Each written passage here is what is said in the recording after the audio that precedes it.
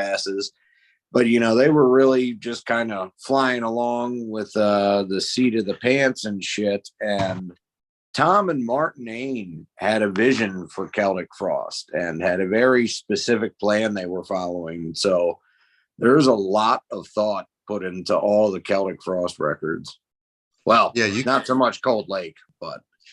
Well, I still want it, but I love them, but I'll never own that record again unless I super cheap.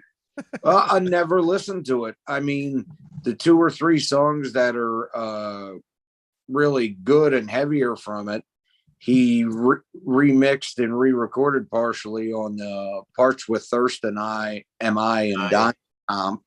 So that's all you really need as far as I'm concerned. I mean, there's a couple cool moments on there, but really fucking starting off with Cherry Orchards, I don't want to hear Tom Warrior singing "Blow Me 1,000 Little Kisses." No, fuck off. That rules, dude. What are you talking about? No, I've never heard a single note, and I became curious because everyone hates it. But I've got all their everything else other than the reunion stuff. I never, honestly, not that I have anything against it. Vanity Nemesis was much better. Yeah. Oh yeah, I love. Oh yeah, that Section of Light is one I got. I got it on Digipack, which I hate that design, but I bought it anyway. But I mean, honestly, outside of the shitty leads, if it wasn't a Celtic Frost record, it wouldn't really be all that bad. But it just not fit with Frost at all. So that's the main issue, is the fact it's not musically bad. It's just musically bad because of who it is. Tom Warrior was in his big glam phase at the time. He was totally into glam and stuff like LA Guns and, sleaze and glam. That was his phase that he went through. Why didn't he just change the name of the band then? Because it wouldn't have that makes no sense. Well, band from that style to that style. Well, I can tell you why. A big part of it was all the money and the fact of the producer and the push Noise was going to put behind it. He was afraid if he tried to do that, he'd never get that opportunity again.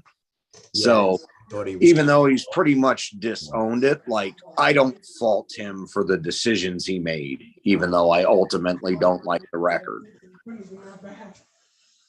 I gotcha. Well, now we have Trypticon, so.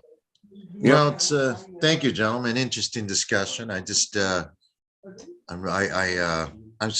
gonna get the album at some point. Will I listen to it a lot? Probably not, but it'll look cool in my collection. So Wayne, go ahead. That's one band we really got to talk about on the show because we haven't talked about them at all. I don't think. Have you?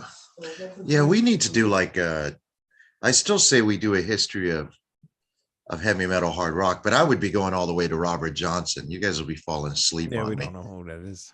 You know who the fuck he is. I know who Robert Johnson. Of course you all know who he is, for God's sakes. Right. I'm not saying he's heavy metal, but he's definitely an influence on well, I don't know how fair that is though, because that's like, like the book of Genesis. Did it influence, you know what I mean? It's the beginning in a lot of ways.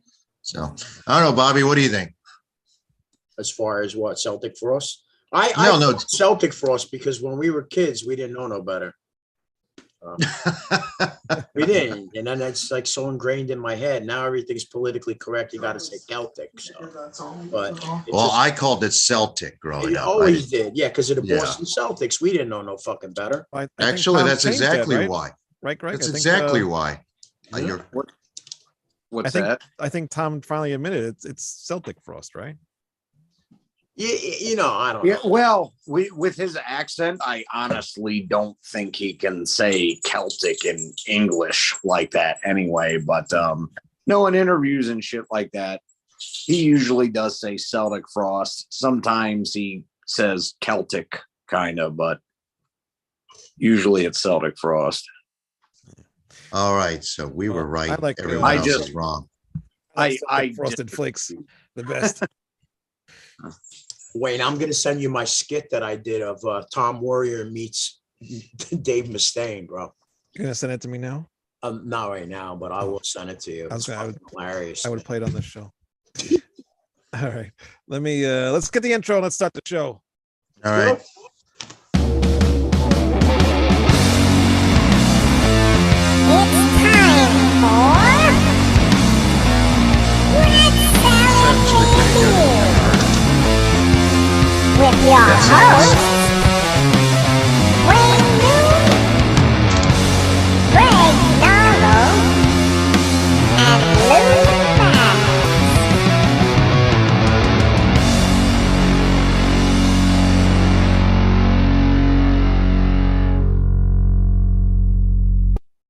right, welcome to Rat Salad Review. Hey, Bobby Hey. Lucas back. What's up?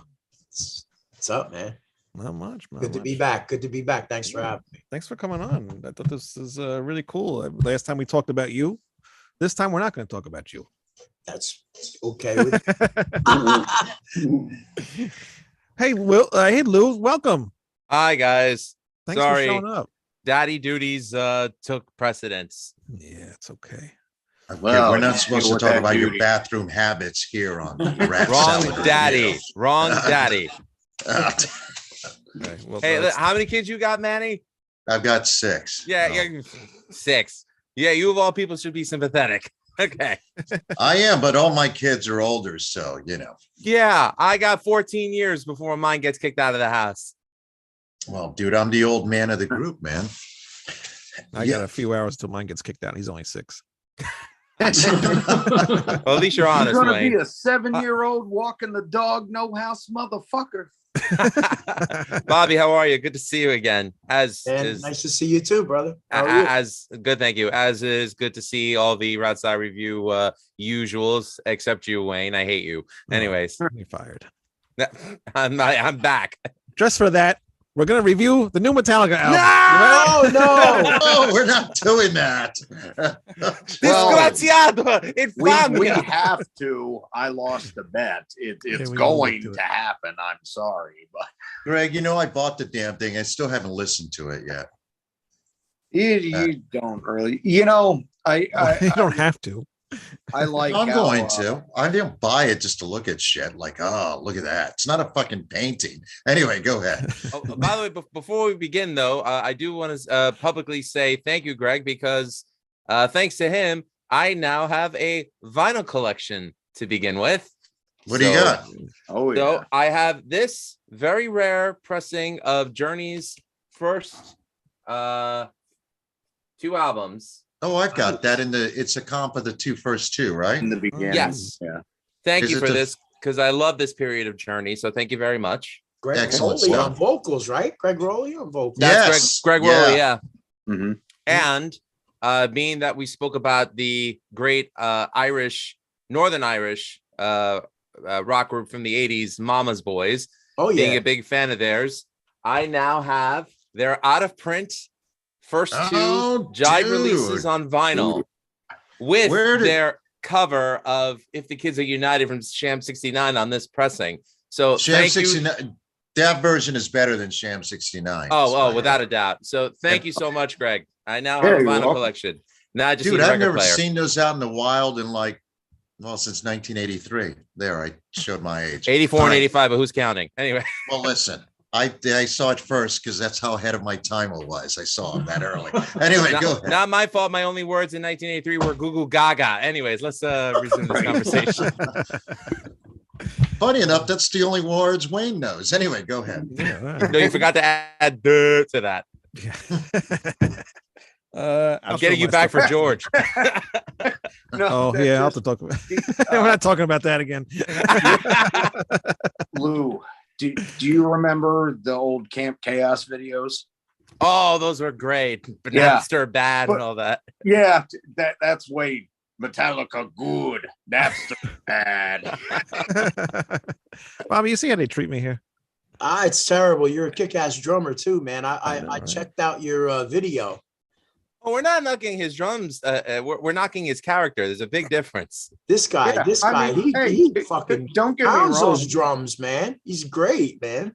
He can totally keep time. It's unfortunate he has to be in a room full of clocks to do it, but he can do it great, properly motivated. In Wayne's You're great. defense, honestly, I was The- impressed. the drumming on the Severed Angel album is probably some of the best drums I've ever heard him do, and I've heard Yeah. him It's good shit. drumming for 20 years. So It's great what I've heard from it so far. thank you, thank you. Alex makes me sound good, so thanks to Alex. Oh, Bobby, the other day, I think it was like 2 days ago, you posted a thing on Facebook about watch this movie if you're bored, and it was some horror movie. That was a classic horror story. A classic horror story, yes. Yeah. And I took your advice and watched it. Thank you. And I don't know. It was The ending it was is where it loses me a little bit. a you little know? bit, a little bit. Did anybody else see that movie? No, I still I haven't just forgiven really you do. for Motorama. No, this is different. Oh, that's a shit movie. This is a horror movie. You would probably like this one, but it was bothering me a little bit because it wasn't done in English, so it was overdubbed in English. Oh, that bothers you. You see, some people It doesn't they bother get me, but past that the bad dubbing and shit. You Yeah. know, it doesn't bother me. but the main guy that was like the guy was filming everything, the whoever overdubbed his voice was ridiculous. The Italian dude. Yeah. Yeah, he Oh, was I love pretty wild. Italian dubbed horror films. It's a good. I mean, it's good for me. I lost it at the end because so many movies have done what they're doing. I don't want to spoil it for the rest of the guys here, but I've seen that kind of vibe and like I don't know, Rob Zombie's done it. You know, the Saw movie. I mean, not Saw, Hostel. You know, that whole premise. Yeah. You know, I mean, they had a little twist to it, but yeah, but sure. But at the end, I was like, man, I would rather have this stayed like a movie about these, you know, possessed horror, whatever, farmers, whatever it was, you know. But I mean, it didn't suck. The No, it wasn't Wretched is terrible. better. Check out The Wretched. The The Wretched Wretched, was pretty okay. good. Yeah, that's better. As my friend Marty Cohn would say, more better. More better movie. I can think of something more frightening. Did you guys know that William Shatner's first film, the dialogue was in Esperanto? Do you know what that is? No idea. Gibberish. They make up words and have the text on the bottom, Oh, no subtitling kidding. what they're saying, but it's like they're not speaking any language. So Only all right, William Shatner could have gotten away with such a stupid idea. That's all I'm gonna say. What movie is that? If you I don't- forget what it's called. Let me look it up. That's too funny. Well, we have one person in the room, Rock Nation AC. What's up, Rock Nation? Rock Nation, Adrienne. What's going on? So while he's looking that up, Bobby, we had you on because last time you were on the show, we were talking afterwards in a messenger, and you were talking about King's X. You were talking to me about how much you love King's X, like your favorite band, and Oh yeah. pretty much have like a life-changing experience with them, basically. So I figured we would talk about King's X. But before we do that, the movie's Sounds called good. Incubus from 1966. Okay, you know, there's an Incubus with, oh my God, what's his name? So wait. Rosemary's Baby. Shit. You mean so the dialogue is intentionally gibberish in that? Yes. Oh God, I've been thinking for fucking 20 years it's because of the shrooms I was on. Okay, that makes a lot more sense now. That's that black and white movie. I remember Yes. Yeah. about now. Yeah, Yeah, that was a yeah, pretty weird no. movie. He was in The Devil's Reign too. I wonder if Shatner isn't a devil worshiper or something, man. And they used to show it sometimes on USA Up All Night, remember? The Yeah. Devil's Reign. Well, Devil's Reign and the Incubus. the Incubus, yeah. Incubus. Mm. Never saw There's it. a second movie called The Incubus. So I was trying to remember the guy who played her husband in Rosemary's Baby. Gregory Peck. No, he's pretty famous too. My mother would kill me right now because I should know this. Damn it. Well, I know who directed it, but No. the lead actor, he was Yes. famous in the 60s. He's not anymore. I can't remember his name. He's one of these familiar John faces. that did a bunch- Cassavetes. Thank you, Cassavetes. He's awesome too in it. That movie is kick ass, man. That's the first time I think I ever heard Bruce sing with Samson because the video for Vice Versa is in that movie. The whole Remember that video. scene? Yeah, man. I was like, wow, this guy's got a fucking great voice. I was a kid, man.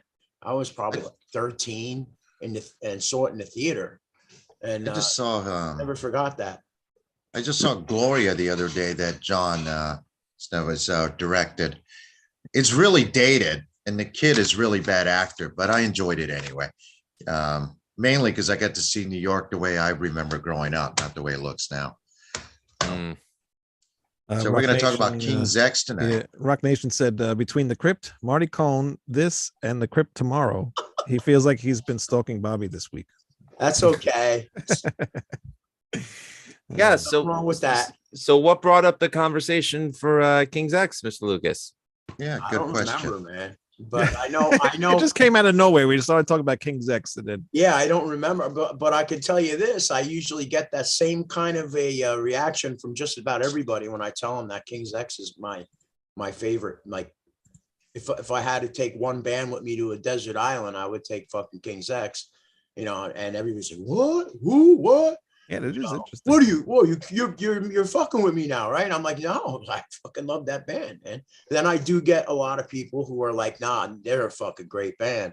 So it's either like it's a love them or hate them kind of a situation. I think I never met somebody who was like, "Yeah, well, you know, yeah, they're good. Like they're kind of some, you know, this is this and that," and you know how it is with some bands. Well, then I have a surprise for you, sir. You are going to meet one today. Yeah, well, that's great. You know, hey, like I said to somebody today, he was on my page. He's like, "Oh, it'd be a real short show if you were fucking coming on my show to talk about King's X. I hate that band." You know, and I was like, "Hey, Really? you know what they say? Opinions are like assholes. Everybody's got them, and they all stink." So, you know, You art could say is it's full of subjective. shit. It's okay. Music Yeah. is subjective. Art is Yeah, subjective. of course. You know, so Art is, it doesn't art bother is subjective, but talent isn't. And King's X are very talented. fucking amazing guys. Man. Amen. Yeah. Oh yeah. I Totally. mean, there's a lot of artists I don't like, but I'm not going to deny their talent. That's for Yeah, sure. that's how everybody should think, really, to tell you the truth. I mean, you know, But that being said, I'm a huge King's X fan. I saw him opening up for AC/DC when I was 15 on the Fly on the Wall tour. But I'm curious, Bobby, what was your life-changing experience about King's X that Wayne kind of hinted at?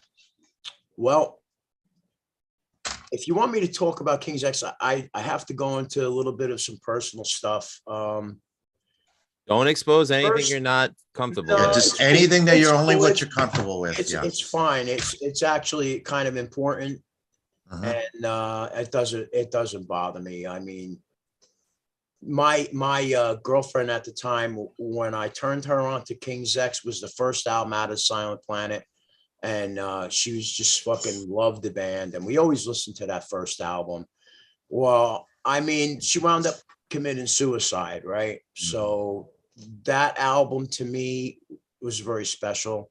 I couldn't listen to it for a little while, and then Gretchen Goes to Nebraska came out, and that album helped me through some very dark times, very dark times. So I mean, they've been a favorite band of mine, not just because of music, but because of like an emotional connection. You know, I mean, every King's X album except for Mr. Bulbous, that album, I just that's the only album I could say I don't like by them. Welcome Home, Mr. Bulbous, I think it's called, or something. Yeah, Yeah, there was their 2000 release on Metal Bulbous. Blade, and that was a tough time for them because I remember when they came to New York, they ended up playing the Voodoo Lounge in Bayside, Queens. Oh my God, I played the which is a Voodoo basement Lounge. bar. You played Voodoo Lounge? Yes. Yeah, I saw Quiet Riot at Voodoo Lounge, 50 people. Wow, that's crazy. And this was the Wow, Mental that's Health lineup. insane. So yeah, Voodoo Lounge was like the bottom of the barrel. Fuck you, Big Al. Anyways, go. But yeah, I mean, that album to me, Gretchen Goes to Nebraska is kind of like the spiritual sister of Out of the Silent Planet to me, anyway. I mean, it's almost like a continuation, and Right. they expounded on the sound on that album. I think, you know, there's a little more Beatles influence on that album. Mm. You know, Ty really got to shine on that album too. And I mean, groove and soul, you know, I mean, with metal, I was like, what the fuck is this? The first song I ever heard was King. And I was just like, what is this? You know? Yeah. But I mean, I loved it immediately right away. And when I heard an interview with Doug once, and he was saying that a big influence on that song was The Cult. And I never made the connection before he said that. And after he said that, he was like, yeah, you know, She Sells Sanctuary. He's like, you know, that had a big influence on that song. And now I can hear it in, you know, in some of the guitars, sounds and everything, riffs and whatnot. But that rhythm section too, man, it's just pumped. It was like, whoa. And then I bought the album. I was like, well, you know, let me get the album. And I was fucking blown away, man. The whole album. Love it. That's still my favorite to this day. But that's also because of a lot of, you know, melancholy meets nostalgia. Oh You yeah, yeah. It helps, you know, it elevates it. Yeah, definitely. I remember hearing. I think Black Flag was the first song that I heard from them, and I heard it on the radio. Black Flag. Black Flag. That's one of my old friend's favorite songs. Yeah. I always liked it, but there was always something about them because I was just starting to get into metal at the time when they came when I heard that song, and it sounded a lot lighter than more of the other like Testament and Metallica stuff that I would listen to at the time. So I liked the song, but something just didn't catch me with like the way they sounded as a band. It was just too flat sounding. They were missing something. So that album, maybe it was a production or something. Yeah.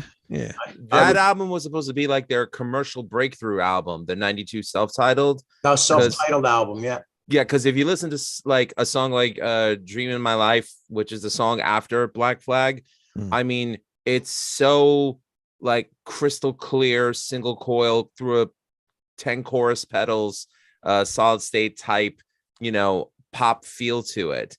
Not that it's bad, but you could tell they were trying to get a platinum record. Right. Which, you know, unfortunately, it didn't work out that way for them. But yeah. Because I listened to that album today, and I'm like, man, I mean, there are some good songs on it, but there wasn't that many. I didn't find anyway. You know, I love that album personally, but That's, yeah, I like the production. When the first time I heard King's X, there used to be a local TV state. Well, it still exists, but not like it used to, called B32, you know, UHF channel, which used to play nothing but music videos, and they play 3 hours of metal. Now, the definition of metal in the 80s is if you had long hair, you were metal, you know. So you would hear King's X along with, you know, pop metal, you know, thrash. They never played any death metal back then. But anyway, so the first song I heard was King, and the first album I bought that wasn't Out of the Silent Planet was Gretchen Goes to Nebraska, which I used to have on vinyl, which I would kill to have again on vinyl. But what really struck me about them was they were so different from everything that was going on back then. Sound-wise, the vocals. Yeah. Reality is that these guys, if they weren't marketed, they should have been marketed as an alternative rock band. But alternative rock didn't really exist when Gretchen Goes to Nebraska. I mean, it existed, but it was an underground thing. It wasn't. It was more of a college rock thing. Yeah. As a matter of fact, that's what they called it, college rock. Yeah. Pigeonholed as a Christian band. Remember? Yeah. What were you saying, Greg? Yeah, but I didn't know that at the time. It was until a long time I read an interview with Doug Pennick, and this is way around the time Dogman came out, I guess, where he mentioned that everyone thought was a Christian band. I never heard that. I mean, lyrically, I can see that there's a few songs that kind of mention it. It's not anti-Christian, but it's not pro-Christian. It was more like questioning, you know? Yes. Which is what, in my opinion, Spiritual. what faith is about. Yes. And in my opinion, that's what faith is sometimes about. It's good to question your faith. It's good to question what you believe in. I also didn't know at the time that Doug was a gay man. That should make a difference. I don't really care because I have nothing against gay people. They're fine. I think he's, you know, but it's a character thing. Yeah. Yeah. But growing up when I did, I'm going to be 53. It wasn't widely accepted like it is today. I think kids and people are a lot smarter than it was. So I can't imagine Doug, who is in his 70s now, the kind of struggles he had being a African-American and being gay, the kind of struggles he had just as a man, not talking about a musician. And all of this came into his art, you know. Anyway, to me, it was a very interesting band, and they really should have been marketed as a heavy metal band, but that's what they were marketed as. And they really, I think, were done a disservice, because I think if they were marketed as an alternative, I think they would have rode the wave with Pearl Jam and Nirvana and Soundgarden, heavy bands that also had very intelligent and insightful lyrics, in my opinion. And I think that's where they fit in. What do you I guys think so too, because like I was listening to Gretchen, the Gretchen today, and Yeah. I'm hearing songs in there that sound like Alice in Chains. Like Alice in Chains borrowed so much from that album. Oh, Yeah, definitely. They were very Definitely. influenced by a lot of those grunge bands. Will Yeah. cite King's X as a big influence. Yeah, They definitely, do. and you can definitely hear it. And like you said, man, they should have really been an alternative band because they were on Headbangers Ball and stuff like that. I'm like, how does this Yeah, doesn't they really were. belong? You know, And Richie Especially when you Blackmore. consider who discovered them. who You know, discovered Yeah. them? John and Marsha Zazula. Oh yeah, oh, that's right. Yeah, Yeah. because they were on Megaforce, right? Yeah. Actually, Marsha Zazula discovered them, you could kind of say, by accident, because she thought it was her friend Sam Taylor that sent her a tape, but it was it was Sam Taylor, their manager at the time. So she ordinarily, they were getting piles and piles of fucking tapes because they discovered Metallica and Anthrax was on Megaforce. Megaforce, you had some heavy hitters on there. You had fucking Overkill, first Overkill album. Yeah. Yeah, Days Frehley. Yeah. Raven too. Yep. One for All. It's my favorite Raven album to this day. But Same here. anyway, I digress. But yes, she listened to it and she was fucking blown away. And she played it for Johnny. Johnny liked it, but she loved it. That's exact words from Doug's mouth. He said Johnny liked it, but she loved it. And she really pushed for us, went to bat for them. So, consider that. You'd be like, wow, I can't believe that they weren't, promoted as more of a metal act, because those first few albums were definitely metal. And Dog Man, come on, that's heavy as balls. Yeah. But fucking that's what wound up happening with they were playing churches in the beginning of their career when they first found that sound. That sound developed, and then they played a lot of churches because they were just looking for places to play. Yeah. And they would just blow everybody's mind. And he said even like the priest didn't want to have him back because the kids were like flipping out over him, like they loved him too much, and they were like, get these guys out of here. But and again, with the spiritual lyrics, like you said, it's nothing really religious, but that's No, it's more about questioning the ideals of religion and self-acceptance is what I always got out of it. They're very positive, spiritual. Yes, Yeah. absolutely. The only reason why they were lumped in with Christian contemporary music was because of their association with Phil Keaggy in the 80s, Right. who was a contemporary Christian artist Yes. who befriended King's X and was one of their most vocal supporters, which goes to show you here you have a Christian artist who was willing to put his name, metal band. he was willing to promote them. But the sad thing for me was how they completely turned their backs on King's X when Doug came out. He came out as gay, yeah. And the funny thing is, though, Doug came out around the same time as Halford, which, Really? they both came out in 98, Hmm. and they completely turned their backs on them, which I'm like, Because he's gay. so I'm like, so you're going to completely Yes, forget the about Christians, the albums that they've released that have helped kids through tough times. I mean, and I say this as a Christian, and I am, and I'm proud of that. But you're not supposed to be a hypocrite. You can't just turn your back on somebody just because they have a viewpoint or may be a certain way that doesn't agree with your narrative, because then you're just as bad as everyone that you project on. That's just my opinion. yeah. Well, I'm not a Well, scientist, yeah, but I'm not. Judge. And You're I'll not take it supposed to full judge. circle back to Celtic Frost. That's what the album cover to Megatherion is all about. Evil people using religion as a weapon. Yep. Well, that's always been the case. I love me Right. some Celtic Frost. But Blech, I- can't talk. Weaponized But religion. real quick, I'm not a before I forget, scientist, but I think it's pretty clear that you've got to be born gay. I don't think you just wake up and you're gay. I think you have to be born Right. that way. Gaga already So- confirmed that. I agree. Yeah. So I don't know how you can be angry at somebody or dislike some. Of course, there are all sorts of weird people out there. So but to dislike or hate somebody because of the way they were born, I don't know how that's logical. By the way, did you guys hear on VH1 they did the top 100 hard rock metal. Yes, I know what And you're gonna Richie- say. Say it. And Richie Blackmore actually approached Doug Pennick when they fired, Oh yeah, to sing. yeah, to sing. Yeah. Doug didn't go to audition, so they ended up hiring Joe Lynn Turner. Actually, it was between Joe Lynn Turner and the guy from Survivor who's now passed away. What the hell was his name? Jimmy Jameson. Yeah. And Blackmore. How do I Chris remember Ri- these things? Yeah, I don't know, but I remember Blackmore really wanted Pennick. When he couldn't get him, then he insisted on Joe Lynn Turner. So that would have been interesting. That would have definitely been interesting. Definitely. Would've Because been I a think lot it better would than have Joe challenged Turner. Blackmore to create where him and Ian Gillan still created great music together, but they just couldn't stand each other, unfortunately. You know. Egos were too big.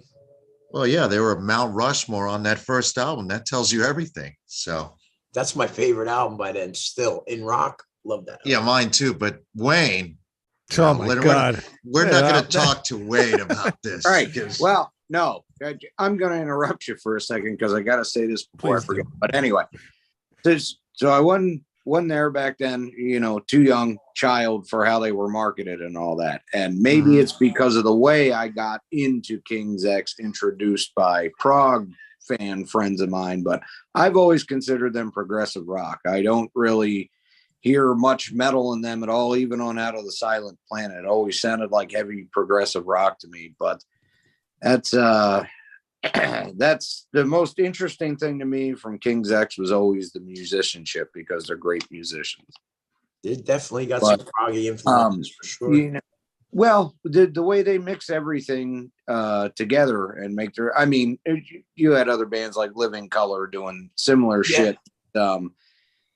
The way these three guys play together, the way it's so fluid and tight, and the different influences they incorporate is almost Mothers of Invention-esque at points. And it's very original and very organic. Yeah, it's a good Yeah. point. They, And had a they had a second guitar but- player. They were a four-piece until he left. And he left because of the fact that the three of them were so tight. Like they were just, they gelled as musicians, and he felt like an outcast. How do you keep I up? didn't- Well, where would there be room for another guitar player? He had They and he had was a another lead guitar player. too. I know, that's what I mean, though. Where would he have fit in for? I mean, obviously, the only King's X I've heard is what they put out, not demos or anything. But I don't see. I mean, for three guys, that they fill in a lot of space for three guys. That's for sure. Yeah, Well, This was in and their those vocal formative years. harmonies too, which we haven't talked about. It's not, but Wait, Greg is- wasn't finished yet, though. Oh, sorry, Greg. you know what's funny about that is so sometimes his vocals are a little awkward, actually. It seemed like to me, and that's kind of what would get to me about some of it. I mean, he You can mean really like pitchy? a little bit. Soulful. No, I like the soulful stuff, but give you an example, like on Faith, Hope, and Love, which was one of the ones that actually bores me a lot. Honesty, it's got a lot of that Beatles feel to it, but a little bit too much, where they kind of get stuck in that one sound. But when he's doing the different verses in some of those tunes, and kind of that, it's not pitchy, but he's wanting to go into that higher register, and it's not quite reaching there. It doesn't sound natural for him, and they're on such a roll with the melody and the rhythms from what they're playing. I wish he would have done it in that soulful voice. I feel like it would have fit better. He could I hit don't- some notes though, man. Oh my God, he's a really great vocalist, and like some of that James Brown type screams that he does in there. It's Yeah. It's power, man. Shit. yeah, hell yeah. Yeah. King's X is the only band I know that could do Rush type polyrhythms, Motown vocals, Beatles riffs, and Texan chicken picking and get away with it. It's Hi, true. James. Speaking of chicken picking, Hey, Hi. James. How's it going? Good. How are you guys doing? Oh, we're doing good, good. thank you. But I have to admit, how I got into King's X was rather odd. How Here I that? was, 11 years old, and I got my hands on the Bill and Ted's Bogus Journey soundtrack. That's right. Oh shit, They're on that? there. I didn't I even forgot. know They were on And that. the King's Yeah. X song that didn't make it onto Faith, Hope, and Love, which was Junior's Gone Wild, was how I fell in love with that them. song, really. Good. Dude. And I thought it was a killer track. And then I went back and discovered Out of the Silent Planet. Mm, And I couldn't I fell in love with the song Goldilocks. yeah. Great song. And I did not know this, but apparently Dimebag Darrell used that as the blueprint for Cemetery Gates. He actually was influenced by, he said him and Rex were apparently listening to Out of the Silent Planet, and he's like, that's what we got to go for. He pulled Now, did they go his for it? brother. I don't know, Listen but to him.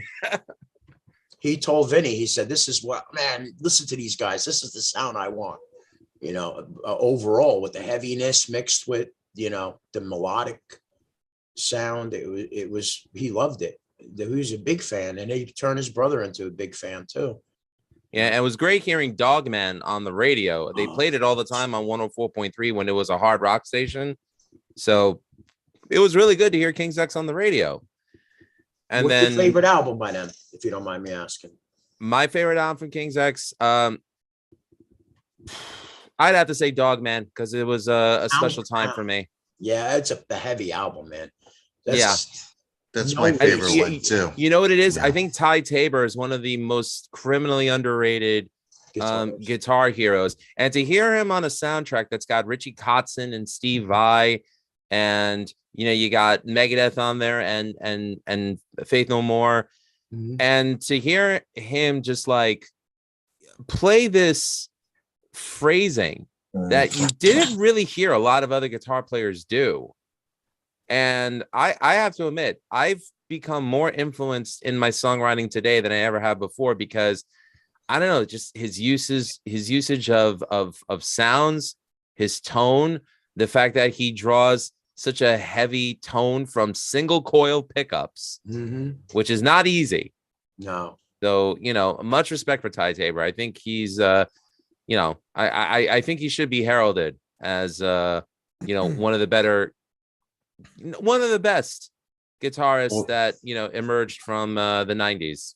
What about the drummer? That drummer's no slouch, yeah. Jerry. Jerry Yeah. Gaskill. Jerry Gaskill. Yeah, that guy's amazing. Even with 2 Amazing. heart surgeries. Yes, yeah, he I did. know. Yeah, I know. It's crazy, but you're right. That Foot, he's man. Right along with that bass, the foot. Like and that's a good point. Doug Pennick's bass playing too. His singing is so good it overshadows his musicianship. I mean, singing is musicianship too, but it overshadows we that. understand what you're meaning there, Manny. But he's an incredible, also great lyricist too. Yeah. But again, I think he draws from his personal life and his personal beliefs. And again, if their first album came out in 1990 and somebody said they were from Seattle, nobody would have blinked an eye, Yeah, I just but I don't know if Seattle would have happened without him. I mean, I know that sounds crazy. I'm not talking about Nirvana. I'm talking about I love Nirvana, but I'm talking about Soundgarden. Alice in Chains. Yeah. Yeah. Soundgarden. Alice in Chains. There was a lot of bands that love these guys. And actually, Lou, you brought up Alice in Chains. Was that you, Lou, that brought him up? No, that was Wayne. Wayne, you're the one who brought him up. Yeah. I mean, also not only the guitar sound, but the vocals too. Yeah. Because Alice in Chains uses those vocals Melody. very, when they very harmonize well. the vocals, yeah, definitely. Like King's X do. So good Yeah. point. 3-part harmony, man. That shit's amazing. And they do it live too. That's Yes. what's even more And amazing. they're spot on too. Yeah. Yeah.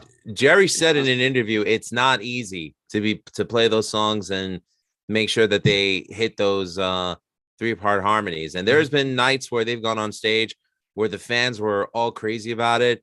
And King's X are their own worst critics when it comes to the live performance. But they stay professional about it. They just do every gig like it's their last, and they're like, yeah, we'll do it better next time. And the fans will be like, no, you were great. You were, I would love to see them play. The last time they were on Long Island was around the time my daughter was born, so I didn't get to go. So you know, Damn kids, they ruin paternal priorities. Well, the fact that Richie Blackmore said something nice about you says Yeah. everything. No, Yeah. Well, what so, James, what are your thoughts on King's X since you just joined us, man? Well, honestly, and I brought this up as one of my guilty pleasures in music is Canadian rock. Bands like Our Lady Peace and the Tragically Hip. I know. But like I was no one's listening. knocking you for that. Yeah, those are actually, again, I'm not a fan of either one, but I'm not going to knock their talent. Go ahead, James. Oh, sorry about that. Oh, good, he As left. my video goes off, I'll just keep Where'd he going. go? here. The voice of God has returned. Yeah, the voice Where's of the God voice has of God? returned. Keep going, Thank James. you, Manny. Thank Anyway, you, Carl Kennedy, for coming up with that. Exactly. Thank Paul. But no, I just when I hear them, when I hear the singing, when I hear Jerry sing and all that, I get, or is it Doug or Jerry that sings? I forget what it is. Jerry's the drummer. Doug's the bassist vocalist. Okay, but Doug. When Doug sings, like I hear a lot of live, a lot of Tragically Hip, which is one of the better live shows I've ever seen was the Tragically Hip in Houston one time. I hear a lot of those melodies coming out, and actually I enjoy how their music and like how the lyrics have changed and like have evolved throughout the years. Because when you listen to Faith, Hope, and Love, it's very you seem more spiritual. Then you get to Dogman, and it's almost starting to change, and then you get to 15 or XV or however you want to say it. It's completely a different lyrical thing, and then now you got the Three Sides of One that just came out, which is actually a really good album that happened last year. Yes, that people don't really, that a lot of people didn't really see, but I mean that's kind of, unfortunately, that's King's X's MO, that they're one of those most unknown bands that they just it's a really good album, and it's got a lot of it's a lot like what I would say like Sgt. Pepper's Lonely Hearts band from the Beatles type album, where you don't think it's going to come from them, and they just come out with something just completely different. It was a grower on me, tell you the truth, man. When I first heard it, I was like, what where's all the heaviness? Where's the groove? And because to me, that's the only thing that album is low on, is a lot of the stuff, the heavier, groovier stuff. And I was like, damn. But then as you listen to it, it gets, to me, it got better. And I'm like, now I like it. But when it first came out, I was disappointed in it. It was good, but I was a little disappointed. But now I think it's a great album. It's not one of their best. I still, No. I mean, no. I think Dogman and XV are probably my favorite ones. That's just, it kind of just also fits my personal enjoyments. So, and those ones I listened to a lot more than I did the other ones when I was going through these, and thankful for Amazon for having all of the albums available for me, because it was kind of a cool thing to go through like their biggest hits and then go into like their albums and dive even deeper and deeper into their musicianship. So that was a fun thing to do. But I got a real big Canadian rock vibe out of it, and then of course reading up on the issues with Doug and everything, with religion, growing up evangelical, going to an evangelical college, and then becoming agnostic. It's kind of an interesting. And then finding faith again, though. And then finding faith again, exactly. So he did. Yeah. Oh, I wasn't aware of that. But Well, again, I'd rather judge a person on the content of the character than anything else. Right. And Well, Doug's always seemed like one of those guys that's like, I mean, for God's sakes, he does King's X, he does KXM with Ray Luzier and George Lynch, and he does he did Pound Hound, and he's got his own material out, and people pay him to appear on their albums. I mean, just and Schecter endorses him. That's, I mean, if anything, that just expresses great character. So Yeah.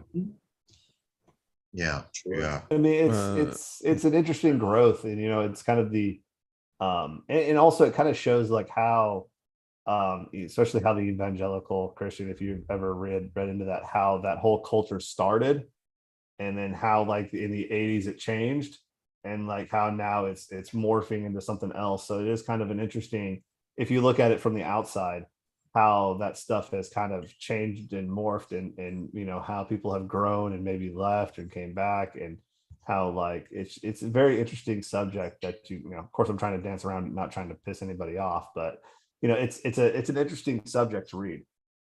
It is. As a matter of fact, it kind of Bobby was mentioning they were part of the Christian rock community in the 70s, right, Bobby? Is that right? What's that? That they were part of the Christian Yeah, rock well- set in the 70s and 80s, right? In when the they- 80s mostly. When they, yeah, in the 80s, it was before Out of Silent Planet came Right. out. They were playing in churches, and they had, you know, Well, they're part of that Star Song Records company, right? he Oh God, they were a huge label for Christian rock back then. I I remember did that. not even know this album existed. which one? James mentioned that they were on Star Sun Records, you said? Star Song. Star Song Was Records, that which was a when they Christian were label. pulled The Edge, or That was they were co-writing several songs for Krynar's album Feel on Fire. I'm pulling this straight out of Wikipedia, guys. I'm gonna be Yeah, I I'm gonna don't be think they completely honest. released anything, but they were working for Star Yeah, Song. they worked for a lot, yeah. songwriters. Yeah. Yeah. Oh, Yeah. so they had a publishing deal instead of a record deal. Yeah, then, they were probably. working. They Right. were working with them, and then when they were getting to do a recording contract with them, and that's when that they were going to get it. They were trying to get a deal done, and that's when it fell through, and that's when they went to Megaforce. Black Well, Like it's- Sunday's old material by them? If you ever listen to Black Like Sunday, that's older stuff. Oh yeah, I Before forgot they all were about that. King's one. X. And he also like thinking about it, listening to the was it Faith, Love, and I'm sorry, I'm really terrible with names. Faith, Hope, No, and you're Love. fine. You hear a ton of like Southern rock influence from their time in Mississippi. You know, they'll listen to a lot of Skinner and you know that just that heavy bluesy type sound where you get a lot of that. You know, the whole we were talking about the blues singing. You know, you get the James Brown, you know, yell and wail and everything like that. I mean, you could hear a lot of that from you know Howlin' Wolf and all those guys. Oh yeah, You- that's why partially why that song "Moan Jam" is my favorite. Oh, Actually, Love that song. Awesome. He does. Awesome. yeah, But that's a good tune. one thing about Doug's bass tone that I've always loved was the fact that he used a 12-string bass for many years, and he said that his influence for that, being from Illinois, was Cheap Tricks, Cheap Tricks. Tom Peterson. Yeah. Mhm. Yeah. And he's like, Yeah. where else would I get the idea of a 12-string bass in this band? Yeah, I wanted to touch back on the Christian rock aspect. What we forget in the 80s that churches were damning people like Amy Grant. I think Amy Grant's talented, but it doesn't get any more vanilla than Amy Grant's. And I'm not Well, putting her down. I would I'm just damn Amy saying- Grant for doing a horrible song with Peter Cetera, but that's That's just, a horrible my song, prerogative. but That's my that's point that's is a conversation for another period. that Amy Amen. Grant, keep in mind who I'm talking about. That actually is one of the songs that got her in trouble with the Christian community. You know, when That she tried- song? Peter Yes, but Cetera she tried song? to branch. She tried to branch out of the Christian community ghetto. It's not saying she didn't appreciate it. She wasn't becoming Madonna or something, but she wanted to expand her audience because all artists want to. It's just the nature of it. And she was, you know, too worldly. Amy Grant. So, you know, and remember the crap Striper got, and there was a group called Petra, which I can't stand, but you know, that got a lot of crap, and Res Band and a bunch of other bands that personally I hated, but they got a bunch of crap just for existing, you know. So I can't imagine the kind of pushback King's X probably got just for being King's X, you know. So Well, Amy Grant definitely got some love by the Chaminade High School class in 1997 when the apparently graduating class song was El Shaddai. wow. Yeah. I guess Amy I'm- Grant was welcomed back with open arms. Anyway, I have nothing to say on that. neither one. do Anyway, I. You've left me speechless. Remember when Striper tried to be Bad Boys? Not too. No, we choose not to remember that that. shit? I remember it.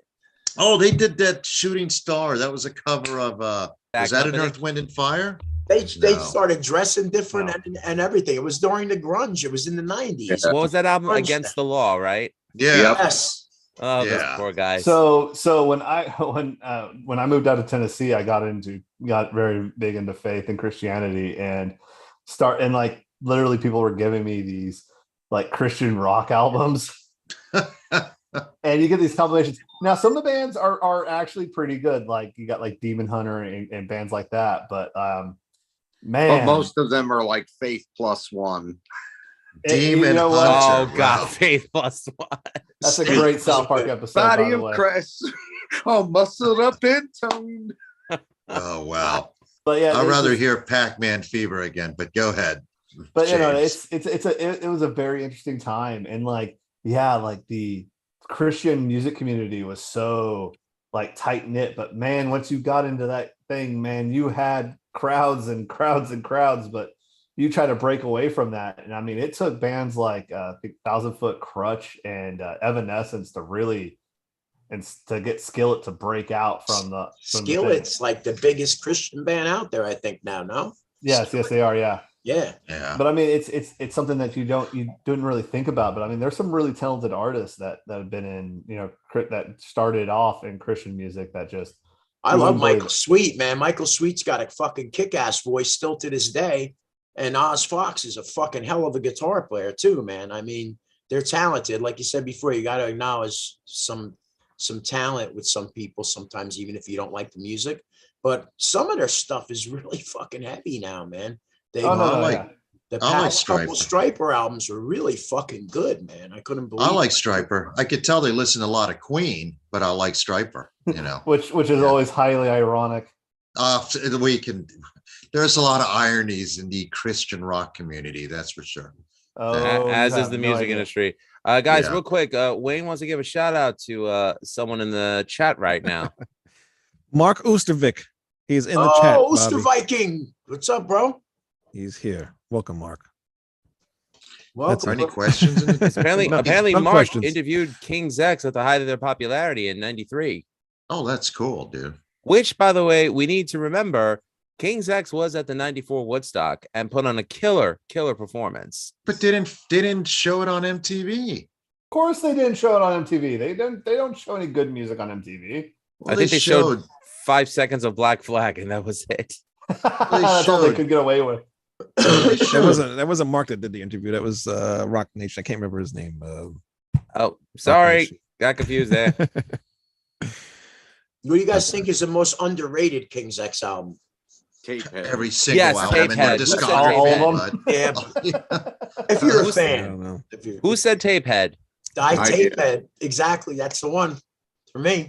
Fade I is a fucking killer love song. That record. That is my second favorite next to Gretchen Goes to Nebraska. That is a brilliant album, Groove and Machine, it man. went Holy over. shit.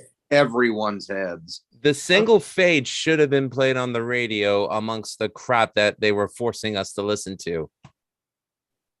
Which I remember Creed was big at that time.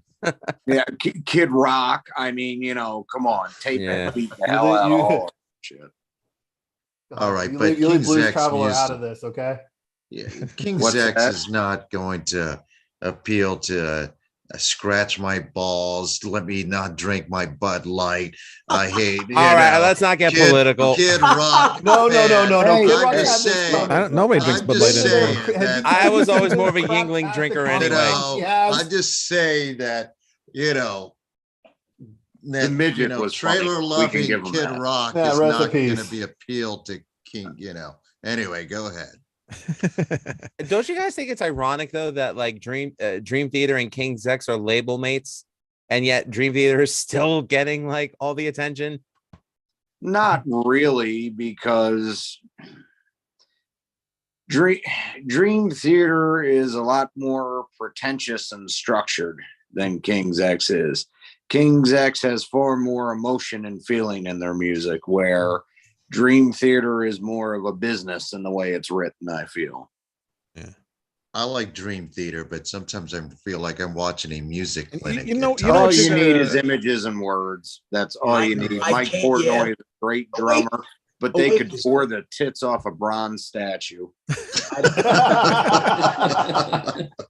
Sorry, what can't was that, listen to Bob? Labrie no more. Labrie just fucking. It's getting tough. But Well, I with mean- them, you know what you're getting. With King's X, it's always going to be something different. They're always See, going and to that's what I like about King's X, and that's what I hate about Dream Theater, is that Dream Theater has made playing super technical. They're almost as bad as Ingve with that whole. Yeah, They're playing technical, and it loses all the soul out of it. And music needs to have emotion, it needs to have a flow, it needs to have the feeling in it. And when you're just being technical to be technical sake, it loses the plot. It's very cold. Yeah. I mean, I love Yngwie, but I'll still say to this day that my favorite thing that he ever did was the first Alcatraz album. Well, my favorite is his Steeler. first album, is Rising Force.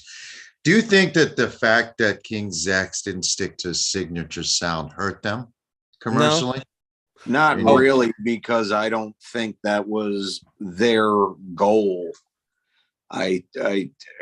Was Yeah, and I Evergreen. mean, I don't know. I haven't read a lot of interviews with him or anything, but just from things I've heard Doug say and just at how he is as a person, I think they're happier with the more dedicated fan base that we'll say is fairly wide for a band that isn't easily pigeonholed into any genre. I mean, they may never sell out stadiums, but they'll sell out every house of blues they go to. Oh yeah. What were you saying, Bobby? I let me throw this out there real quick. Anybody remember the Galactic Cowboys? Oh yeah. Yes. Oh, I'm a Jesus fan, Christ. actually, I wish yeah. I didn't, but thank you. This is the wrong Actually, group. Sam Come on, with a name like Taylor. Wally Farkas, how can you not like them? Actually, I'm a Because I'm a they're fan, so terrible. They were a King's X wannabe band, really. Yeah. I'm glad they Totally. were, but I still like them. But First I was- album had a couple good songs on it. I mean, Kill Floor, that's like a pretty heavy song, but the rest of it I couldn't get behind it because they were trying too much to be like King's X. But then Sam Taylor was involved. He was their manager too. And they were from Houston. I mean, 2 out of the 3 guys from King's X are from Texas. Doug's from Mississippi, or Iowa or somewhere like that. Illinois, I think. Illinois. Yeah, Illinois. But I mean, those guys, I don't know. They left a bad but- taste in my mouth. The Galactic Cowboys also had a buzz and they never made it big. And I think Sam Taylor was probably responsible for the fact that neither band took advantage of the buzz they did have for the short while. Could very well be. I don't think he took a lot away money wise from King's X. King's X would have never been millionaires, but they certainly would have been better off financially than they are today if it wasn't for his management style. I'll leave it at that. Well, So- Doug did say in an interview that King's X still owes Atlantic something to the tune of a couple mil. That's ridiculous. Yeah. That's indentured servitude. That's crap.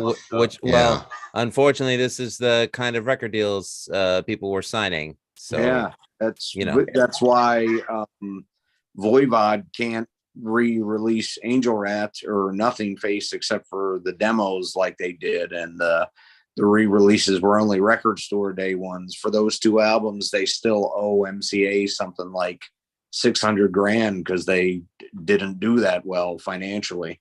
And they're the most commercially viable albums too, man. So it's Yeah, yeah. I would say Outer Limits is more commercially viable than Angel Rat. Which I one? love them, the Outer Limits. Outer Limits. Yeah. Yeah. I love Angel Rat, but as a whole, I don't think it's quite as accessible for the general public as Outer Limits is. Which I the think one with either album Astronomy is Divine on accessible. it? Astronomy What's that? Economy. Oh, that's on Nothing Face. that's what I thought.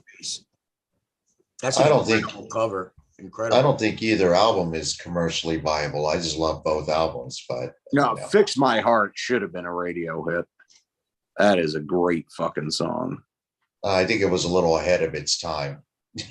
Personally, I think release it 2 years later. I agree with you. But I don't mean, know. the unfortunate thing is that King's X was just, I guess, another victim of record label greed. I know you're constantly, especially you, Greg, and you, Manny, you guys constantly bring up Frank Zappa. And, right. I remember an interview that he did where he said he misses the days where fat cats with cheap, smelly cigars would just throw money at artists The old men with cheap, smelly cigars. Yeah, and because they would at least be willing to give you a chance. Whereas now the former hip kids, the cool kids, if you will, are in charge and want nothing but the status quo. And how did you quote him verbatim? That's ridiculous. Because I love Frank. You know, and I think, you know, yeah, if record labels followed more of what Frank Zappa would say, then King's X would have definitely had more of a chance. I mean, hey, look, here I was as an impressionable 11-year-old kid with the Bill and Ted's Bogus Journey soundtrack, and you had Slaughter and Winger and Kiss on there. You had Steve Vai on there, Richie Kotzen, Faith No More, Primus, Megadeth, and King's X. So here I'm thinking, oh, here's some of the old guard with some of the new guard of rock and metal. So here I thought, oh, here's some of the new bands I could get into, you know, and I became a huge fan of Primus. I became a huge fan of King's X. Love Faith No More. Primus, man. Fucking A, man. But like, you know, someone dropped the ball, you know. I mean, you know, blame Atlantic all we want for this, but I mean, look, I was the two bands of Seattle. I don't want to call them grunge because I hate that fucking terminology. Like I hate the terminology hair metal. It's rock, it's metal, it's hard rock, whatever you want to call it. But you love gent. Gent is not a genre. Periphery said so. It's the name of their recent album. But you know what was I gonna say? But you know, the two bands of the Seattle era that I love the most were Soundgarden and Alice in Chains. You can't find two bands that sound less alike than those two. So, you know, I figured, well, if they had reached some popularity, then chances are that maybe others could. Well, again, somebody dropped the fucking ball. Oh yeah. They're probably the most metal out of all the Seattle bands too. I would say Alice in Chains and Soundgarden. Mother Love Bone was fucking great. Oh, Loved Mother Love Bone. Soundgarden, definitely. I mean, Ultra Mega okay, and Louder Than Love. Louder Than Love's total Black Sabbath. That's man. my favorite fucking Soundgarden album to this Mine day. too. And That's my favorite Pearl Jam album. Sabbath, man. And my favorite Pearl Jam album is Temple of the Dog. Bastard. Good there. Glad you guys got that. Anyway. That's about the like first 8 or- album that he better sang on. Was that one? Temple. Yeah, we can forgive him for that. Anyway, Was it before the Pearl Jam? Was that really? that No, was First two albums. that was right between Mother Love Bone and Yeah. Pearl Jam. Oh, okay. I didn't know that. But it got What did I popular thought when Pearl 10 Jam came got out popular. before that? What, Greg? I thought 10 came out before Temple. I of the did Dog. too, but No. Hunger Strike got popular after 10 came out. Yes. That's what happened. Temple Okay. all came out right before 10. Yeah. Okay. 10 and Versus are great albums. I They think are. I like them. I like really Pearl Jam. I have no problem with Pearl Jam. I never really got into them. I mean, I don't dislike them like I do Nirvana's more popular stuff. But Well, I mean, like the whole big thing about the Seattle thing is that, you know, you've got Nirvana, which are like the Beatles, or, you know, people have made comparisons. they to them as were the Beatles. REM's repurposed REM songs played with a fuzz box. There They was were- nothing special about it. Hey, wait, you're losing the point, Drake. You're losing the Mike point. McCready Whereas- smokes on guitar, bro. Uh, Mike But McCready was but then, really but then you fucking got Alice in Chains, which were more like the Rolling Stones and stuff like that, where they were more influential than I think Nirvana were, even though they say Nirvana, you know, were the ones that showed the genre and everything. That, you know, it was really Alice in Chains, and I think Mhm. then it was Soundgarden, most definitely. I mean, out of the groups, I think those were the big ones, even though Pearl Jam and Nirvana were the bigger named acts. Bleach was the only Nirvana album I really like. Bleach is a killer album, man.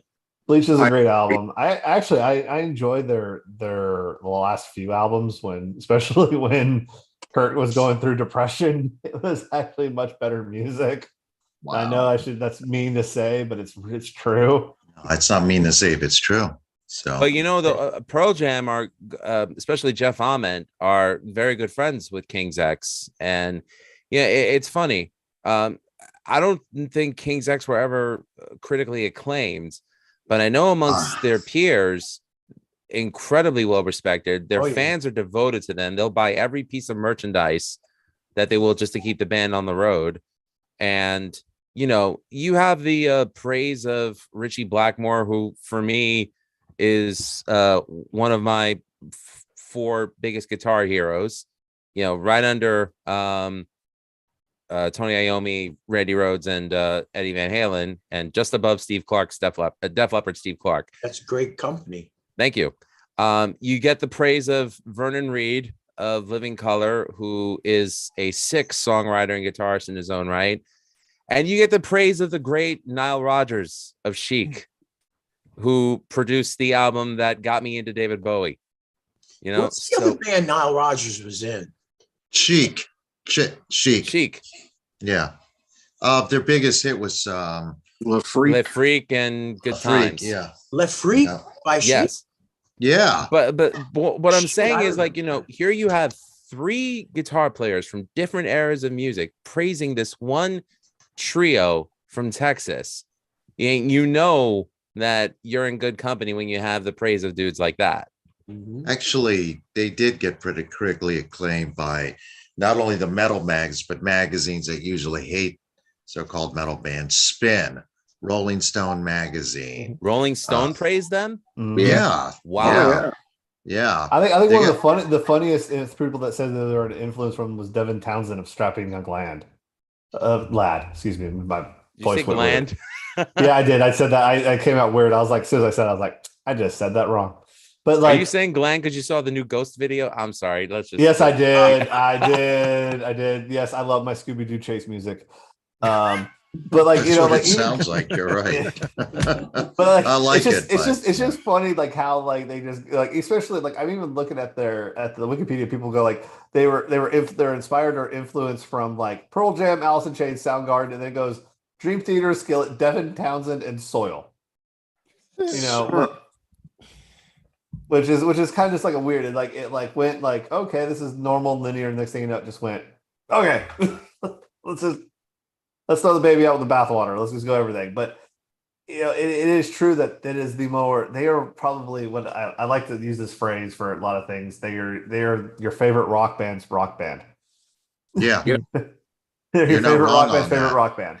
You're not wrong And- on that. Yeah. It's not, because I mean you just see it, and you know, I was when I started, we were talking the subject, I was like, man, I have only heard like maybe 2 songs from King's X ever, and of course, you know, thank you, Eric, for having Goldilocks going through our freaking everybody's car for the past 30 years. But you know, that was the person who got me listening to King's X for the first time. So At least he did something right. yeah, he's not, he you know, every once in a while he does something right. Yeah, once in a while. He's been trying to get us to do a King's X cover for Ratsai Review and Friends. Of course he is. That would be awesome.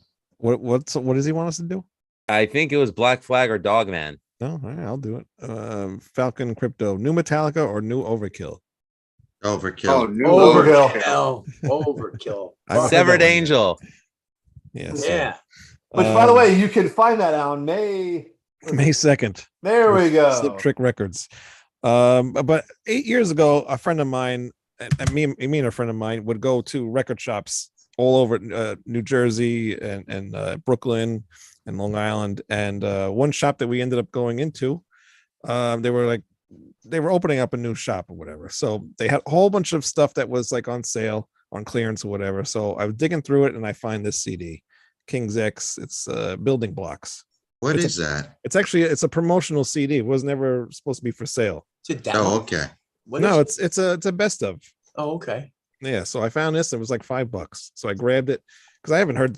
I liked a few songs, but I never owned their album or anything. So I grabbed this, and it's a compilation of like it's got Dogman, Pillow, Over My Head, King. All the pretty much all the singles and stuff like that. But I get heavy. Yeah, it is. But Over My Head is the one I want to hear you play, Lou. I'd like to hear your take on that. it's a good song. The only thing I don't like about it just keeps repeating over and over again. But it is good. It's an awesome song.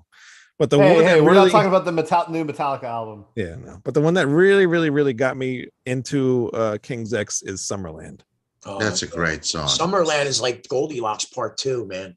Well, Yeah, I like Summerland better, to tell you the truth. A little. really. I gotta hear the Goldilocks song because it's not on here. But like, I have all the other albums over there. But oh no, actually, Goldilocks is right there. It was It's right the above s- there. Oh, it's on there. Okay, yeah, it's Yeah, the it is second on there. track Yeah. on Out of the Silent Planet. All right, I'll have to listen to that one again. It sounds pay like more Wayne, attention you to found it. it when I went to some random record store in Omaha, Nebraska, and found the Carnivore D Retaliate, which was all the demos. Hey man, going to Which, those by the little way, is one of my records. favorite CDs I've ever bought. It's Wow. freaking But amazing. yeah, ever since I found this thing, I've been hooked on King's X. So, and I bought all the albums and everything since then. So you know they've Wait, wait, been, wait. Have you told Halloween that you cheated on them? like, they're not my favorite band. I bought the albums, but you know they're not my favorite. Come on, let's not get crazy here. I would Well, never those cheat little- on my my first love. Those record shops are the best when they don't know what they have. Unfortunately, the internet's ruined my life because some people know what they have. It was funny because Yeah. they did know what they had, but Uh-huh. because I brought it up to the register, like, oh, that's not for sale, and then like, fuck it, just take it. There's a place in Keyport now in New Jersey. It's probably like, I don't know, about 10, 12 minutes from me. That's supposed to be really good. They have a lot of used stuff, used bins like Vintage Vinyl used to have. I don't know if you ever went to Vintage Vinyl. I went to Vintage Vinyl all the time. I was They always were at the Vintage best, man. Vinyl, and I Yeah. was always at the Princeton Record Exchange. In Princeton, it's that's was my second favorite was Princeton. Vintage Vinyl was the one in Jersey, right? Yeah, it was There, in it's gone. Ford's. It was right down the street from where I live. It's fucking was the best, man. Yeah, it and- sucked that place had to close. But I would go to Princeton, but then Princeton seemed to be starting to like die down a little bit. I think from the last time I've been there, their bins and stuff were like really slim. Did you ever go to Slip Disc in Valley Stream? Oh yeah, yep. Oh. That place was awesome. God, I still wish that guy actually still is in business. He goes to the record conventions. And, Oh, there. yeah. But Well, that we're having a- store was a fucking dream, man. I walked in there, I would spend like $200 every week. My local store was Sound City in Astoria, and that place in Underground Sound, because Underground Sound actually had like hardcore CDs. Like that's where I found the Minor Threat complete discography. But Sound City had like, I remember getting Far Beyond Driven this Saturday before its Tuesday release. And like that was a big deal to me, like the fact that they were able to get it. So We used to have tons of local record stores. It was Vinyl Fever, Vinyl Museum. I live in Tampa, Florida, and now there's not many. There's Sound Exchange is an independent one. That's And not that's an it. independent one. Yeah, no, there's another. There's a bunch of stores named Sound Exchange, but this is a Florida owned. Okay, I was about to say, I was like, wait a minute, we got one up here too. They've got like Sound Exchanges. That name is so typical. It's not very, they have two of them. And then they have these other shops, and there was record store day Saturday, but I had to get my car fixed. So I'm not going to be going to that, unfortunately. But yeah, I'm it laughing because sucks. I just got my car fixed. I needed a new alternator and on top of a oil change and inspection. You know what my bill came out to? $666. I asked him, can you just give me charge me $1 more, please? No. That was the price of my last guitar. When I got the fucking bill, I almost shit myself. Yeah, well, What guitar was it? It was a Mockingbird. It was a neck through, nice burst, man. Beautiful. You underpaid it. That's pretty good. I had to sell it when I got fucking arthritis, man. I got fucking like RA or some kind of bad arthritis, man. Now it's terrible. I fucking drop everything, man. Speaking of guitars, Manny, where's Cole? Where's Cole's guitar now that Lou's here? oh, Is he in where bed? is he? Go get Cole. No, he's not that. I'll go get him. Go get your guitar. Lou wants to see it. So trust me, you'll want to see it. I do. So I'm gonna get off in a minute after he shows. But Bobby, it was great meeting you. Yeah, you too, man. It was good. You're in the death metal capital, huh? Yeah, I saw all those bands back then. So, Lou, this is Cole, and he wanted to show you his Brian May model. Go ahead, Cole. Son of a check that out. biscuit. Yeah. There you go. Well, show him what you showed Wayne. Well, the tremolo was converted. It was originally one of the specials from Brian May guitars, which had like a Fender style bridge. Mhm. And so it was converted to an original with the back capped off. And then on the top here, it's got a a sixpence from the Jazz 20th anniversary or 50th. I think it's 50th. No, you were right. Maybe? 20th. Oh my Yeah, it was God. 20. Yeah, Like wait, I'm, hold on. I'm Look at the replica. See It's that? got the Wow, it's aluminum bending knobs on it. Yeah. Yeah, And the switches. yeah. Pickups are I'm- mounted onto the body, not onto the pick guard, but into the body itself, Like the original. and then chambered as Is well. that cool? It's great. I'm speechless. What's the weight on that? Maybe 7 pounds. It's really That's- light. I mean, it's It's pretty good. Yeah. Yeah, I mean, I modify all my guitars, Ah, but like if I had, trust me, if I had that, I wouldn't touch a freaking thing.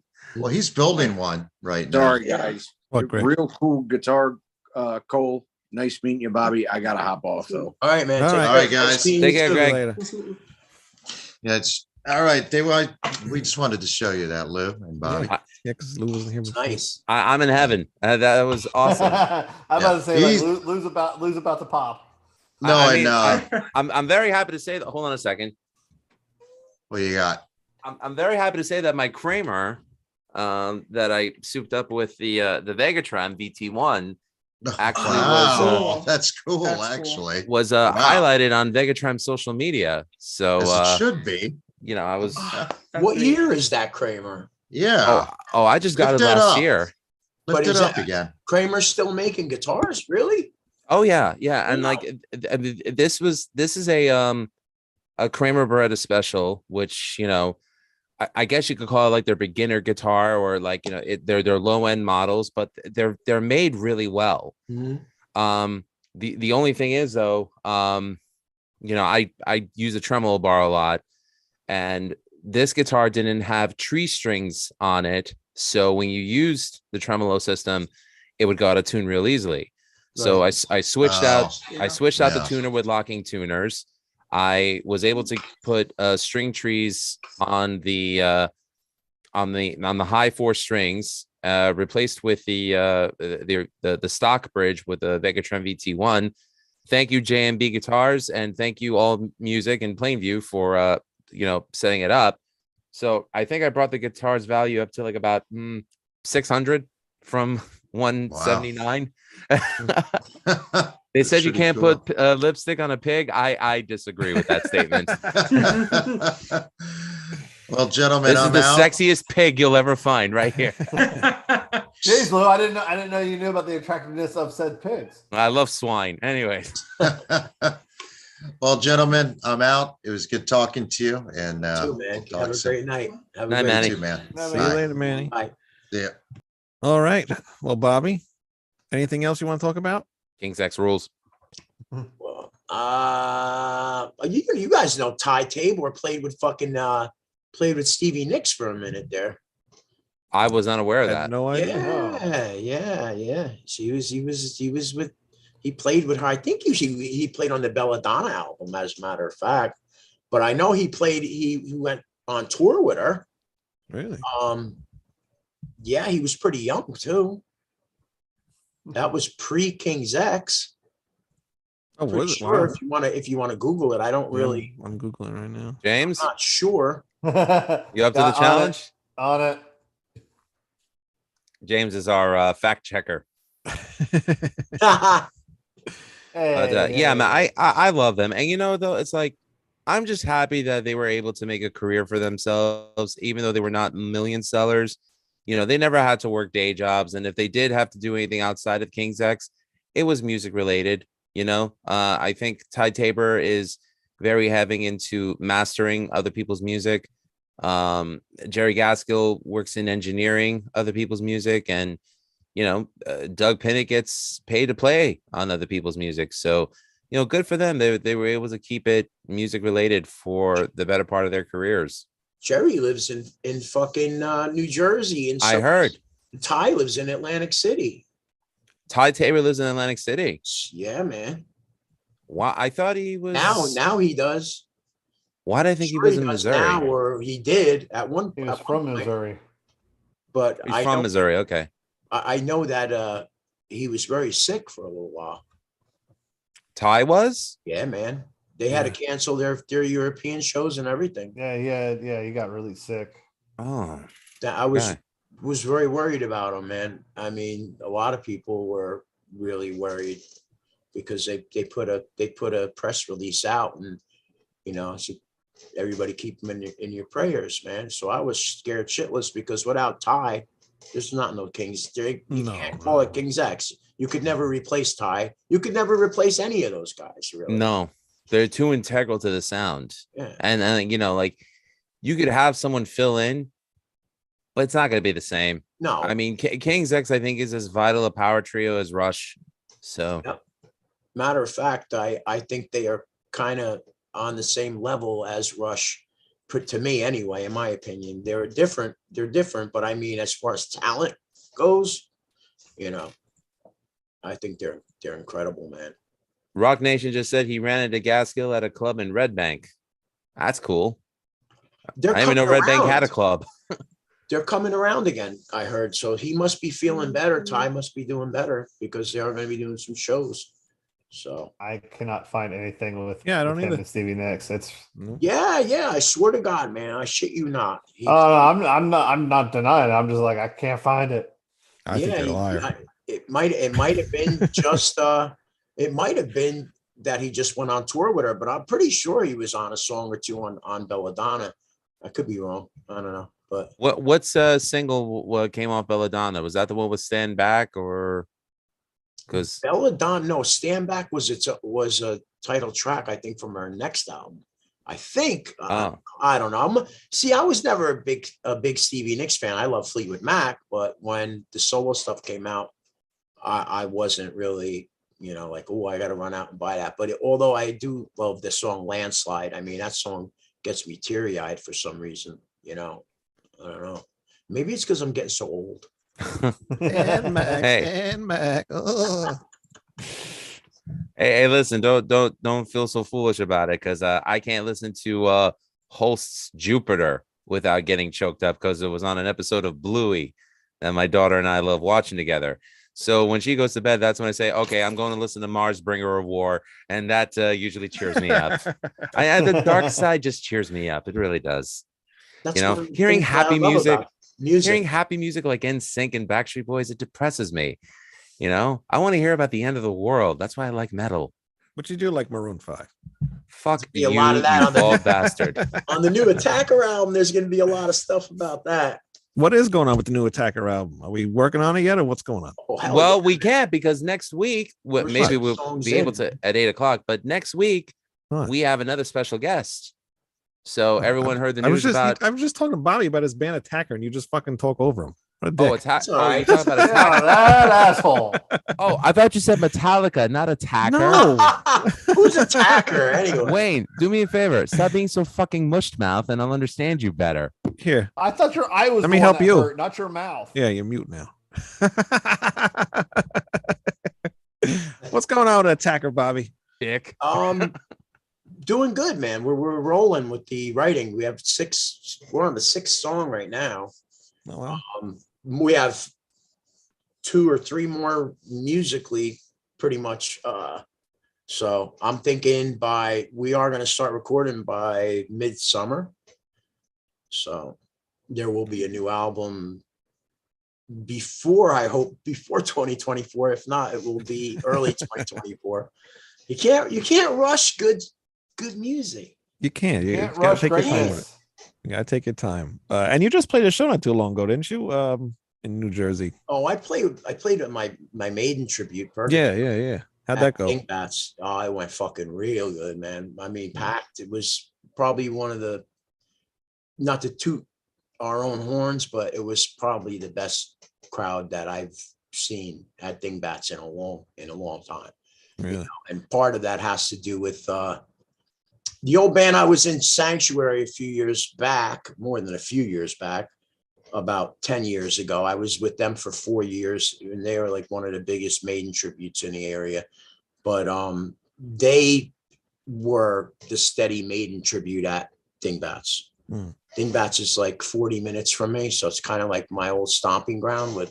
I played there for over 20 years in various bands, but they kind of hosed Dingbats twice. They cancel a day of the show. Really? Oh, And the second time they did it, and it was because the singer supposedly was ill. And if that's the case, I have no ill will towards the singer. It's the other couple of the other guys I fucking hate. But anyway, How do you really feel? I pull no Damn it, fucking James, you beat me punches, to man. it. well, I got a surprise for you. They're all coming on. Assholes. Hey. Bring them out. Bring them pricks out now. But what happened was we were trying to get a gig over there for a while, and Donna Mae called us, Michelle called us, and she's like, "Can you guys, last minute, can you come in?" And we said, "Fucking sure, let's do it." We came in. A lot of the people when their fans when they found out that they canceled didn't come, but about 50% of them showed up, and we won them over. And then word spread. Word of mouth is always the best. I don't care what anybody says. And then, dude. It is the best. It is the best Ludacris album. Yeah, ever, man. The next show was fucking ridiculously packed, and we were tight. We were on fucking point. So it went well, and so now we're there steady now. So Wow. we got the gig now. Got the gig. Good for you. Yeah, it was great, man. And then this weekend I'm playing with Denim and Leather. Let me plug that real quick. That's Go ahead. the Gin Mill in Pennsylvania. Yo, you're going to Lebanon. You're going to Lebanon. You're going to the Gin Mill. Yeah. That's Gin my Mill. favorite. That's one of my favorite restaurants in that area. It is so good. Come see us, man. Saturday Well, night. Unfortunately, He's in I Tennessee am now. 16 hours away. Oh, okay. Well, if you Hop, leave skip, and a now, jump. if you left now, you might you'll make it. Got plenty of time. Yeah, man. But it's gonna be fun. We play a lot of good shit, man. Sabbath, Dio, Maiden, Priest, Get the Grim Gin Mill Reaper, fries when you're there. Twisted They're delicious. Sister, UFO, Queensryche. We play all of that. It's good shit. Mark says staying at Motel 6 and breakfast at Denny's. Mark, we gotta come out by you, man. We're gonna play the Netherlands. Gotta play the Netherlands. Play the fucking Netherlands. Yes. And what's it like out in the Netherlands there?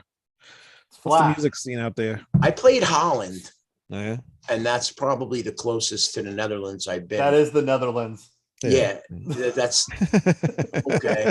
All right, pal. That is the Netherlands. James is very up on his European geography. Mark's Up on- probably like, yeah, you dummy. Sorry, Mark. Mark was Attacker's tour guy. He was driving us around in a van. We were in Europe for 18 days, and he drove us everywhere, and we had a great time.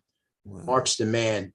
He said last time he saw you was in 2017 at Headbangers Yeah. Open Air. Yeah. Well, hey, Mark, I'm not going to say anything right now, but there's going to be some nice announcements coming up for Attacker. So stay tuned, bro.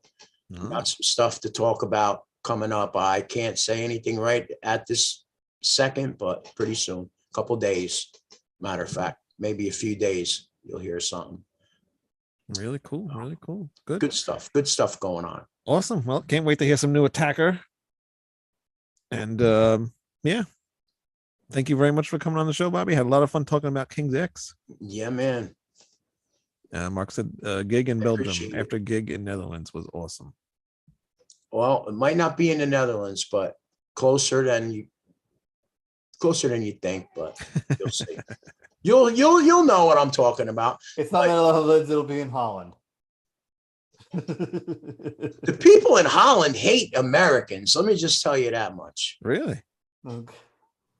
How do Well, we know this? I mean, What'd you do? what haven't we done? The women don't want to talk to you if you're American. That's for sure. Mark. They're also like 5 inches taller than us. So There's some fucking hot women in fucking Holland, man. Germany, Holland, Europe, just forget it. Don't, please. Falcon Crypto said those first two Seven Witches albums were great. Thank you. Who said that? Falcon Crypto. Thank you, man. Thank you. I appreciate that. The first one's my favorite. The second one is damn good too. Yeah, it's good shit. Yeah, definitely. Proud of everything I did. Proud of everything. The Overlord album too. Return of the Snow Giant. And hopefully, as soon as I can think of a Halloween song to cover, we will get that done with you, Bobby. Oh yeah, man, dude. I down.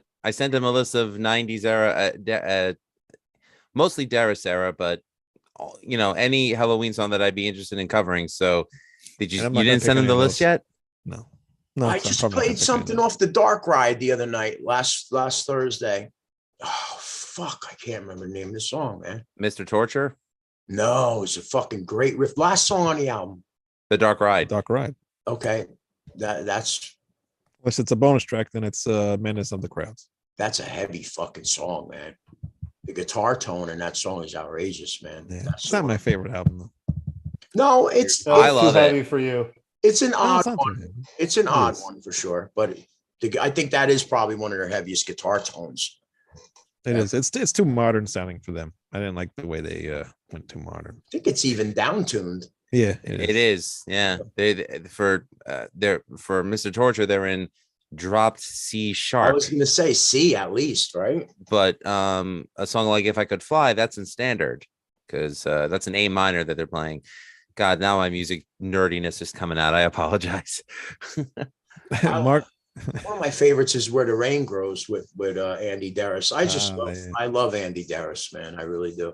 That's Yeah. my third favorite Halloween album, Master of the Rings. So Great Yeah, it's good album. stuff. For Mark sure. says he lives together with an American woman. Her name is Gwen Gwen Well, of Vigal. Of Vigal. well, stay away from me then. So does that mean you're moving to America, Mark? Come on, He's- bro. He says she is the widow of Shmulik Avgal. Avigal. I can't. pronounce Gesundheit. it. And he knew him since the beginning of the 80s. Nice. I just love it that we made Wayne actually say those names. So I was like sitting there going, I'm like, did I pronounce was that like- correctly? Shmulik? I have no idea, and I'm not even going to attempt it. Sounds close enough to me. All right. Well, All right, Shmulk guys. Avigal. I don't know who that is. no idea. Sounds cool though. Last year we released the Moon Rock album, Mindless Creatures, with Shmulak. Moon Rock. That's a killer album, man. It's doomy. Oh yeah, I saw you post stuff about that. Okay, yep. Yeah, no, Yeah, I did hear shit. some of that stuff. Yeah, that's good That stuff. was the singer who was in Picture for a while. Oh really? I All think right. that was the Mark, correct me if I'm wrong. Battle Plan, I think was on that album that he sang on. Am I right? I don't know. Battle Make Plan Mark is a answer. fucking killer song, man. You know it's an underrated doom metal band? Memento Mori. Oh yeah, that's I love their cover of Lost Horizons from Michael Schenker Messiah. Group. Yeah. Messiah Marcolin. Yeah, fuck yeah, man. I can't find those CDs. If you ever find them, I need them. It's on iTunes. I don't want the iTunes. I want the CDs. Well, I He can't wants help you there. Physical. He's like me, physical. He has No, to touch it. He has to hold it. Trust me, I love physical media That's what too. she said. I love physical media Thank too. you, but thank you, if- Bobby, if- for understanding where I was going with it. You like to get physical too, Lou? What were you saying? Hey yo, Oh, he hey now. froze. Mark said he was in Picture also in the Diamond Framer album. Oh, okay. Okay. Dumont. I don't know what that. There's a different singer than I'm thinking of. Yeah. You know the one I'm talking about, Oh, Mark, he's at Diamond Dreamer album. on Battle Plan. That was what, Warhorse or something the name of that album was? I can't remember. Something like that. I'm back. Oh, there Hey you go. Lou. But yeah, man, you guys, I appreciate you having me. It's always nice to talk to people who know their shit, man. Yeah, Good to see you at again, least- Bobby. at least, Well, the five other of people the do their year. shit. I'm absolutely completely clueless. Stop it. You're a great contributor to the show. It's all right. Yeah, he's great. He's great. We all love James. He was also in the Rods at the Holier Than Thou album. Okay. But Well, Wayne, I think it's a shit, so. good opportunity to tell them about our guest next week. Who is our guest next Oh yeah, week? who is Lou? it? Tell us. Who- Lars? our Are guest you next having week? Lars on? No. Shit. So Ras Out Review is going to go live at 9:00. We got great news about the band Forbidden coming Oh, back nice. together again. All right. And next Wednesday at 9:00, we will have Craig from Forbidden on Rat Saw Review. So thank you to Killer, Michael man. Branville for hooking that up. Yeah. Norman Skinner is actually the new singer now of Forbidden. Very Really? cool. Yeah, That dude, what's he do? Like 50 albums a year? he must be. He's like Sean Peck. He's trying to, be in competition with Sean Peck, I guess. He called into my show. I talked to him for a while. Really nice guy, man. Yeah. I said to him, I said, dude, you're in like fucking 25 different bands. Yeah. He's laughing and shit. I was Yeah. like, it's amazing. I could never do it. No, I could Yeah. never do it. That's what he does, man. You know, so people just that's his job, really. Amazing. It's amazing. Mark said yes, that was with Pete Lavelle, the Warhorse album. And yes, Bobby, we come back to the States one day. Yeah, man. Absolutely, brother. All right, very cool. Right, Well, guys. yeah, at some time, I when I go to New Jersey, because I'm only in New York, so and even Lou too. At some point, Yeah. I'll be in New Jersey. I'll tell you I'm coming, and maybe we'll Yeah, meet up. man, for sure. No, you guys should definitely check out actually the Gin Mills are a really cool little place. It's really small. But it's also a restaurant, and that's why like I remember finding it when I was down in Fort Indian Town Gap doing work for the Air Force. So yeah, you're actually gonna enjoy it. It's you're gonna be like, this is the place, and then next thing you know, they're gonna bring out the food, and you're gonna be like, now I'm hungry. I'm always Oh I'm man. hungry now. All right, Yeah, Bobby, thank you just very much made for me- coming just on made the me show. think about dinner. Yeah, I'm ready for bed. All right. Well, thank you very much for coming on the show. And when can Hey, people hear thanks, your radio everybody. show? Because your radio show is on tomorrow. So tell people where they go. Yeah, if you want to check out my show, Screams from the Metal Crypt, I'm on metalmessiahradio.com every Thursday night from 7 to 11 p.m. I play metal.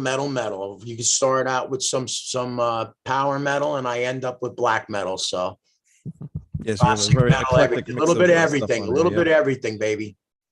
Very cool. All right. Well, I'll All right. try to get on there tomorrow night. And everybody, hit the subscribe button. Rat Salad Review Yeah. YouTube Yeah. channel. We're up to 944 Smash the like subscribers. button. We're almost to Like, comment, 1,000. subscribe. That's right. We're almost to 1,000. So get us there. All right. We'll Yes. see you guys next want week. money. Good night. Yes, Exactly. yes. Good they will night. be God bless you monetized. guys, man. Wayne Take will get all care. the Demone. money. I won't get a dang Bye-bye. cent of it. You won't get That's any not answer. true. No, I'll give you Wayne's. it's all mine. Good.